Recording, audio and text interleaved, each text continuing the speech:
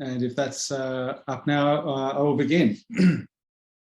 So thank you very much for having me. My name is McGlashan. I am a co-founder of INLEXIO, and we are based in Melbourne in Australia. And it's great to be here today. I want to commend JST on having another research data seminar because it really is becoming an important area with many developments over the last few years. And there really is, I think, a growing ecosystem developing around research data. However, the uptake of the developments by researchers, institutions, publishers and journals, and other stakeholders is uneven. And so today, I want to present a high-level overview of some of the barriers to the effective use of research data, but also provide some information about some of the global developments to overcome those barriers. And then at the end, provide some direct advice, in a sense, to journals and really JST journals and what they can do to ensure that they can become part of this and remain part of this growing ecosystem around research data and the research system. And so the talk will be in these three parts that I've just introduced. I want to frame the issue, which I'll come to soon, explore the barriers to effective use of data, and then what are journals doing and what can journals do.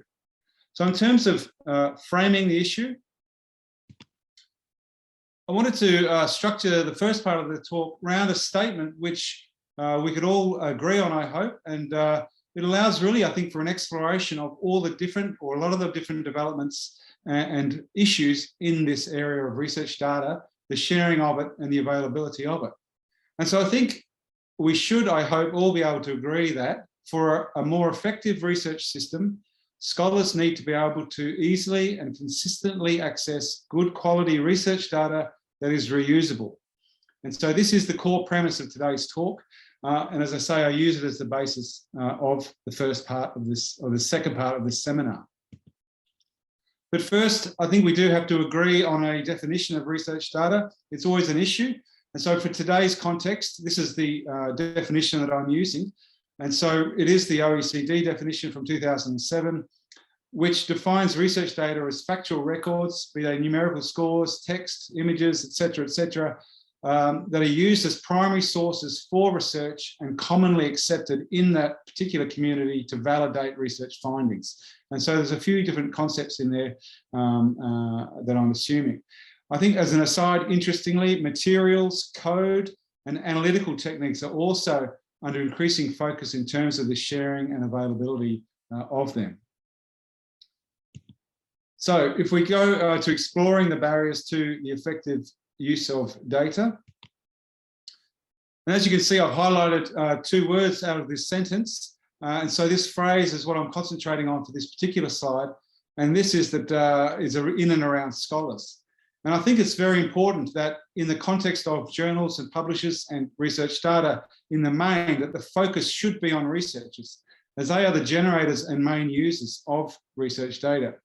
Other parties, of course, can be and are influential, and there's a whole list of them: funders, institutions, data repositories, all the way through to downstream public users. And so other users do need to be kept in mind. But I do think it's important to always focus on the researchers when thinking about developments in our context here. For the next slide, I keep the focus on scholars, and in the next few slides, I list a range of challenges and then some initiatives that have been developed to try and overcome the challenges. And I won't read through this long list. But interestingly, Fujisawa Sensei's talk was excellent about raising some of the issues which researchers face in being able to share and make available their data. Just examples, a big issue is that actually the lack of knowledge among some researchers, the time and cost, we've heard about those.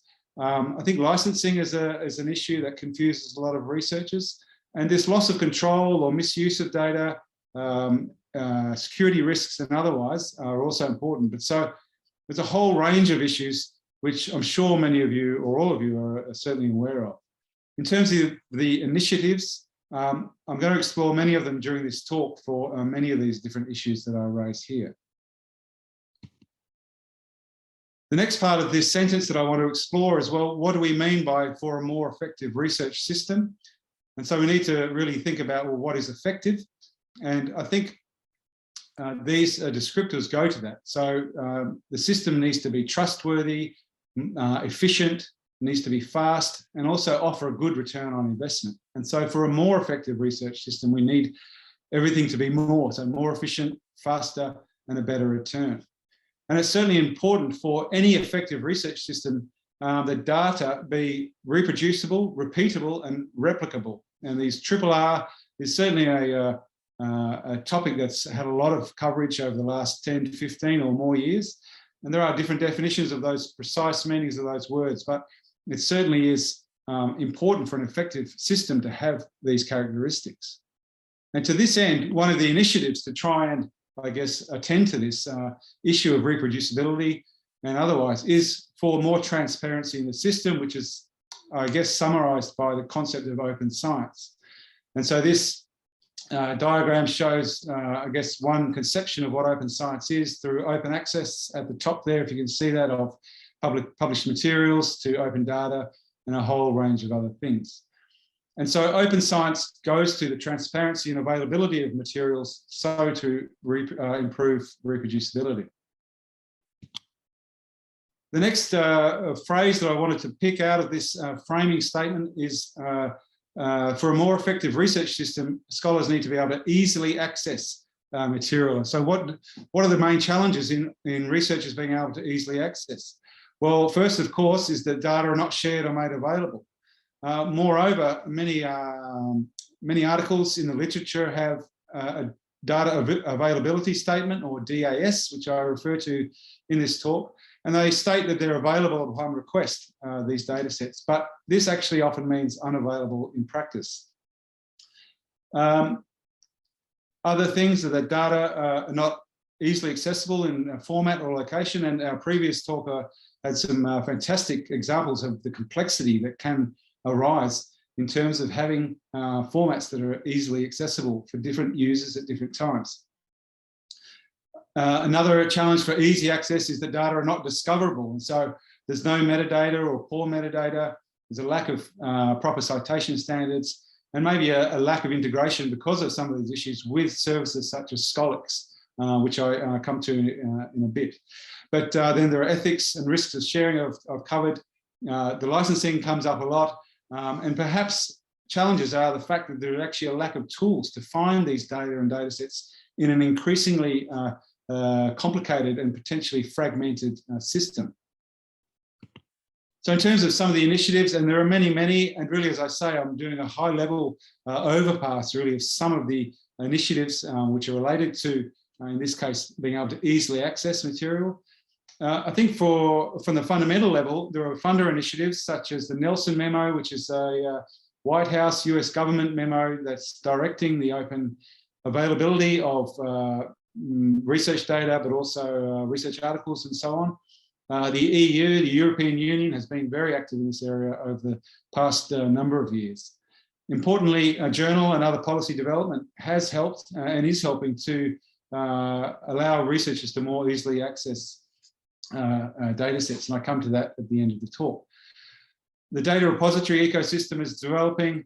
It's making it easier to find. Metadata standards and citation standards are all being worked on by many different people in the industry. And then there's discoverability, and there's a whole range of different tools. Again, Fujisawa Sensei's talk was fantastic in terms of really illustrating some of the issues around this. But one example I found was this open air graph, in which they're mapping science by taking a whole range of different data sources and metadata, and trying to make it available, trying to expose it, surface it, we sometimes say in English, to the end users. The next part that I wanted to cover was how, for a more effective research system, scholars need to be able to consistently access material. And so by this, I really mean these three things. Firstly, the persistence and quality of data repositories. And over the last, however many, 50 years, I guess there has been the rise and fall of many, many different databases. And so this is a barrier to authors using and sharing data if they do not have confidence and trust in the persistence of those data repositories where they're putting their data.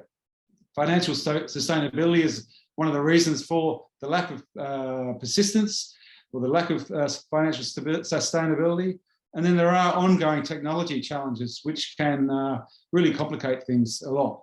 In terms of financial sustainability, just by example, as far as I could ascertain, for instance, the National Library of Medicine budget for information resources is about $15 million a year on average. And so the NLM, National Library of Medicine, looks after things like PubMed, PubMed Central, GenBank, and a whole range of different data sets and systems. And so it is an expensive business to store and make available data and data sets.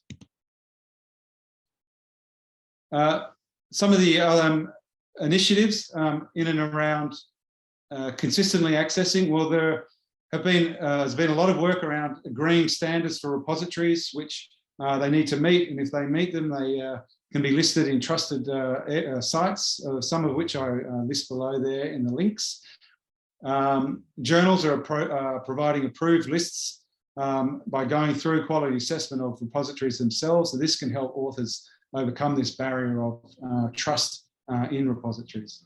And as a very general statement, there's been large investment by governments in being able to consistently access, so supporting these data ecosystem. And the next slide, I guess, really just illustrates this through the number of different organisations, initiatives, and otherwise that are now being developed. So there's a huge investment in infrastructure, policy development, and product development. A range of data organisations, many or all of which I'm sure you've heard of. There's a huge amount of work going on in persistent identifiers, not only for articles, but now for people, which is ORCID, ROR, which is for organisations. There's a funder registry coming. There's also a grant ID coming as well. And there's one or two others perhaps as well, DOIs for data as well. So the beauty of all of these organisations and systems being developed is that there can then be a higher level cooperation. And one example here is Scholix. And this is a link exchange network that allows for the construction of a comprehensive system graph of the knowledge that we have. Another example is the OA Switchboard, which is a organisation neutral messaging system between publishers, authors, libraries, and funders based on this underlying metadata. And so I think we can see there's a growing ecosystem that is allowing authors and others to easily and consistently access research data. The next part of the framing statement I wanted to look at was good quality. Well, what is good quality? And again, Fujisawa Sensei has covered a lot of these, but data is not an accessible format. Importantly, many data up to date have not been curated or reviewed in the way that, and in the sense that there's been no curation. Stewardship is a new word I think that's coming. And so the curation and stewardship of data takes expertise and extra costs, as we've seen. These other challenges I've really covered in the previous slides, but finally, I think that there are frequent proposals for new standards. And so this very effort and work of proposing new standards can lead to potentially a higher turnover of the standards and some sense of exhaustion from those needing to keep up to date with the changes. But the range of issues in summary really goes to accessibility, quality, cost, and workflow management around the data. For initiatives, for the good quality of the data, well, there has been recently more work being undertaken and looked at it, doing some sort of basic review of the data and associated metadata during the publication process. And this is still in early days. There are the FAIR and Trust initiatives. We've heard about FAIR already. Trust is in and around quality control of repositories and goes to these familiar concepts that we're hearing now: transparency, responsibility, user focus, sustainability, and technology. So there's a lot of work going into the fundamental principles behind trying to ensure the quality of the repositories and the data within them. There are many projects and even now training around data curation. There's even a data stewardship diploma that I found at the University of Vienna. So again, as Fujisawa Sensei indicated, this is really becoming a very specialized area, and data curation will become a specialist expertise in itself. There's Research Data Alliance, which I showed the logo of earlier. They're doing a lot of work. There's many working groups that are tending to many of the issues that I've touched on today. And finally, in this part, an initiative is that there is quality control, direct quality control by repositories in the way that they're checking the metadata and the actual files that are being deposited in the repository. So they don't accept them for distribution until they have gone through a quality control step. Lastly then, for this section is for a more effective research system, data has to be reusable. And so again, these same challenges are coming up. Unusable formats, no metadata, licensing information is absent, and the citation standards are not community accepted. One of the big issues with citation standards is that if a data set is not cited adequately, then it will never be found, it's not discoverable, and it will disappear into the mass of data that is available. The main initiative in this sense that I wanted to raise for today's talk is this FAIR principles. And so the FAIR principles stated in their article, which is referenced there, that if data is findable, accessible, and interoperable, it tends to be reusable. And so to be reusable, there's a range of different things about having the license, detailed provenance, and meeting community standards. So again, these same concepts are coming up again and again. In terms of initiatives for reusability from journals and other, well, there have been development of standards during the publication and other processes. And so if an author or researcher, for instance, uses Excel, a journal or other repository might ask them to use CSV or a more open format. And again, so each of these points goes to the challenges that I've listed earlier. But so if we come to a summary from a journal perspective of what are the barriers for journals in the effective use of research data. So, journals, I think, are an important part of the research system and ecosystem, and they themselves face barriers. Well, I think a large barrier for many editors, especially of smaller journals, is actually an awareness and understanding of the issues. They need to be convinced, editors-in-chief and journal owners need to be convinced there is an imperative to introduce research data initiatives. I think language barriers for countries where English is not the first language can be a real issue in terms of breaking into any particular issue, and research data is one of them. And this lack of subject and technical expertise is not to do with the researchers themselves, but actually around all the metadata and publishing technologies that are really growing day by day in their complexity. And so it can be difficult for owners of small journals to keep up to date with all the developments in publishing technology. A huge barrier for journals I've worked with is the extra time, costs, and staff needed to do a range of things to introduce research data policy and initiatives. So there's the need to consider and introduce the policies and implement them. And this is an ongoing process. We heard again Fujisawa Sensei saying that there are different standards being developed, and so there is a need to backdate sometimes different elements of a system. And so once you have implemented a policy, you need to potentially backdate through the archive which you have. There's an expertise, time and cost to assess data repositories and also monitor and respond to all the changes that are going on in this area. Importantly, for some journals, increasing burdens on authors can actually negatively affect submissions. And so it is an important issue to consider the potential editorial impacts on submissions in any new policy or initiative that you introduce. And I think we've seen data is and are complicated, which in itself is a barrier for journals to enter this area. But so this leads then into the next section. Well, what are journals doing? Maybe what can you, if you're a journal owner or journal editor, do to increase your involvement in research data? One of the important things that journals can do is introduce a research data policy, which lays out and tells people what their policies are and what their position is on these issues. I wanted to just give a brief overview of a very approximate trends in data policy. And so I broke it up into 3 5-year periods. There's obviously overlap between these different timeframes, but I think approximately they're probably defendable. But so between about 2010 and 2015, the issue that was being looked at really was, well, what policies, what research data policies are in place at journals and what are needed. Some publishers did start to mandate data sharing, but a lot of the descriptions about data sharing were unclear and they were difficult to find. There was no standard, so an author would go from one journal to the next and have different things they had to do and different policies. So it became very confusing and really obviously then a barrier for authors to share their data.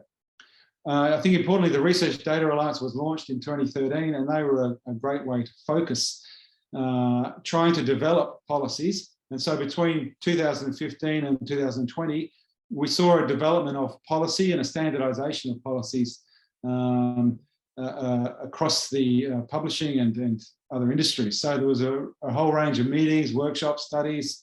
There's a huge literature out there now on this issue. But I think there are 2 key articles which I come to later in the talk just briefly, but there's Cousin et al. 2018 and Hernitskowitz 2020, which I think were the outcomes of really this period, especially for the 2 issues that we're talking about here, which is data citation and data policy introduction. From 2020 to the present, we saw really the big 4 publishers, and by that I mean Elsevier, Springer Nature, Wiley, and Taylor & Francis, all implemented data policies one way or another for most, if not all, of their journals. There's been continuing work on the metadata and JATS standards, so the underlying technology behind the articles and the data sets. And the work now really has shifted. I was at a workshop a week or 2 ago, and the topic of the workshop was really not should journals introduce policy or introduce DASs, data availability statements, but most journals have now introduced these. We're finding the quality of these DASs not to be sufficient. And so really they've moved to that next phase of the process, which is quality control and continual development and refining of the system. In terms of initiatives,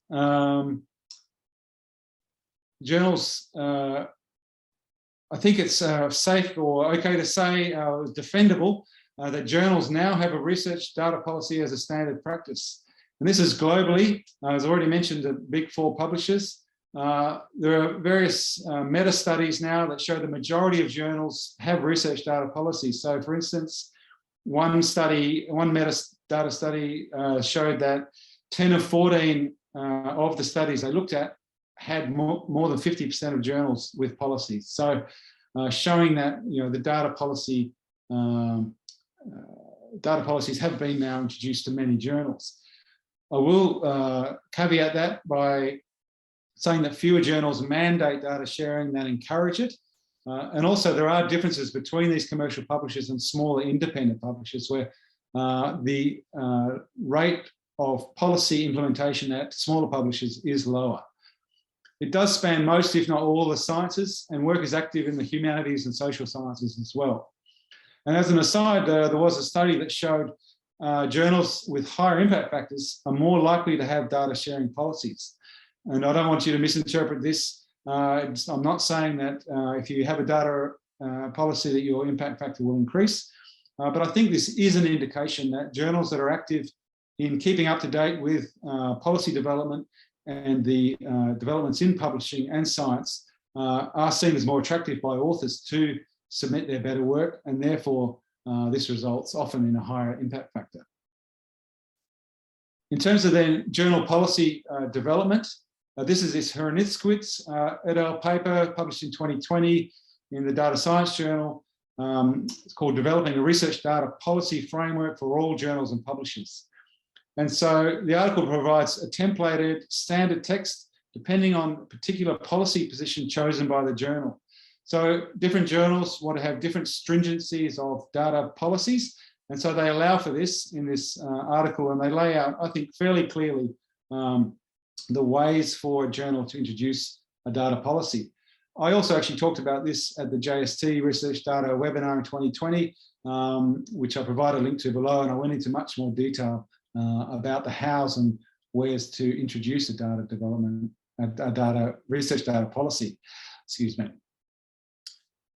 In terms of global initiatives, there are a lot of initiatives around the workflow. So journals are working to improve workflows for authors.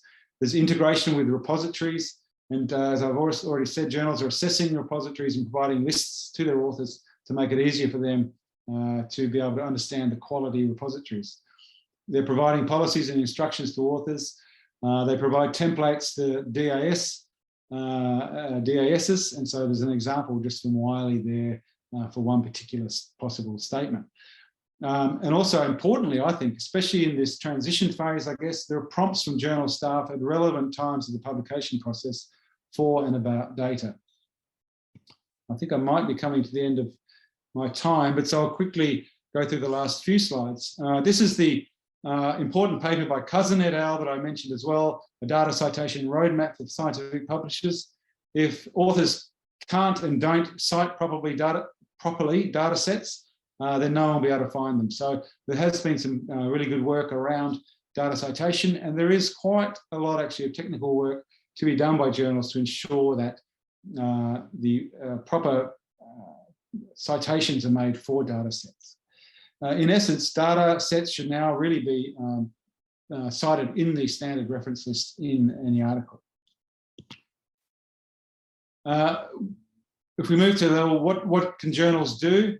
And I think a general statement is that journals can help authors share data easily, efficiently, and in compliance with other stakeholders' requirements. Well, how do they do this? Well, you can reduce the barriers for authors to be able to share in terms of their knowledge, time, processes, and cost. And Bloom et al. In 2015 provided an article, an exploration of different workflows for research data publishing. So there has been work done out there to help journals and publishers in this area. There's also, I think, an interesting new initiative from PLOS in the journal PLOS Pathogens, where there's data deposition of data sets into third-party repositories as part of the submission process. So instead of authors having to do different things at different times, this can all be done in one process through the one submission system that the journal is using. What else can journals do? Well, establish a research data policy. And there's a whole range of advice there for you. But I think importantly, it's interesting that if we look at this figure, which is a graph of when a mandate was introduced at a particular journal, it's a little bit inversely, inversely proportional here, but the rate of data availability statements increased massively within 1 or 2 years of a mandate being introduced. So you can see the node DAS is the dark blue column, and it really goes down considerably. So if you do introduce policies, you will see a real outcome, I think, for your journal, and you're then helping science and the promulgation of research data. What can journals do? Implement and use emerging publishing technologies. I think I've run through time, so there's a whole list of things there you can do. Please keep up to date with the technologies as best you can. Work with your production provider as you need to. You can help authors understand the issues, provide them brochures, actively prompt them, as I say, through the submission and acceptance process. Sorry, I'm just going through these very quickly. Now, I think there is real support there for JSA's journals. In terms of research data policies, texts and examples are available for use from JST. And JST has been providing advisory services through INLEXIO and others, I think, for a number of years now, which journals have been using to help them develop different policies. JST actually is also providing some great infrastructure in terms of the publication of the articles around data, JST data, and also now around preprints. And I think it's important for journals to be involved in all three of these different elements of the publishing ecosystem. The second last slide is, well, this is a journal to-do list. I'm not going to go through this because this is really a summary of everything I've gone through in the talk. But I think if you are a journal or a journal owner, you can use this list perhaps to go through and guide you in a simple way to help you implement and utilize data better at your journal. And so my final slide is really to come back to the much higher level and really try and convince you that data and these other elements are going to be important. So I think at present, journal articles really still do, maybe just up until now, dominate the communication system and scientific system that we have in terms of communicating knowledge. Data is obviously there, and so are preprints, but they're not really that connected. But I can see that in future, it will be a much more and fully linked system with higher levels of discovery and interoperability. And researchers can then publish, find, and use knowledge in different ways at different times, depending on the needs they have for the particular task or role that they have at that time. And so on that note, I'd like to say arigatou gozaimashita and answer any questions.